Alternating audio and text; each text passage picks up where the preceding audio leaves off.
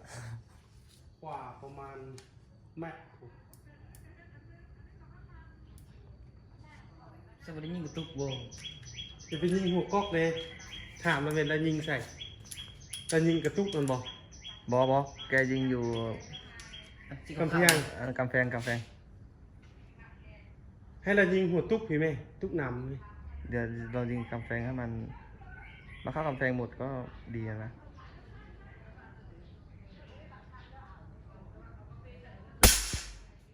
กำแพงเนี่ย ยิงอันดำๆเห็นปะ นี่ก็น้ำแบบ ยิงกันดำๆนะ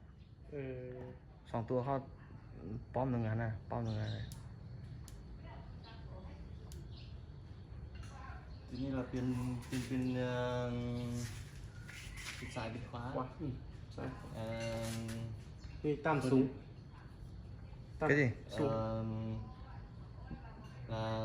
phải hơn อืม sai rồi ลง nung แม่นปรับมาแล้วมันลุงปรับขึ้นแล้วมาขึ้นแล้ว เวลาหันเข้าแล้วมันขึ้น เนี่ย เออ đam đam đó ตัวนี้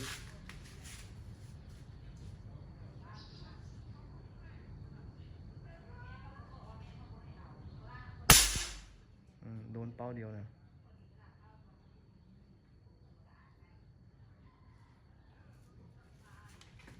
อย่างน้อยนึงเอาเป๊ะดำเด้อ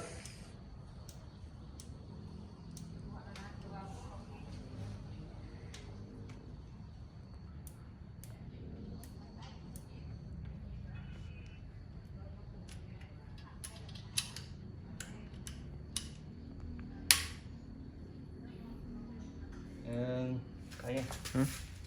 nếu mà không có chim mà lên đạn rồi thì phá chỗ này lại này เวลาเปิดลูกแม็กเข้า เนี่ยล็อกมาค่าบอมีนกเรา ล็อกวี เนี่ยล็อก ตัวนี้เอิ้นว่าล็อก แบบล็อก กันลูกแม็กบ่ให้เข็มไฟ thì là phá chỗ này lại để không lên tiếp viên thứ hai nữa เอาขึ้นแล้วปิด แกหูแล้ว เอาขึ้นปิดเอาลง đây ตัวนี้ก็ตัวล็อก ตัวนี้ก็ล็อก กดมันจังไม่ได้ โอเคเข้าใจล็อกตรงไกล เนี่ยแหละ คืออาการเนาะ เนี่ย ล็อก คือ ตรงไกล เนี่ยคืออาการนะ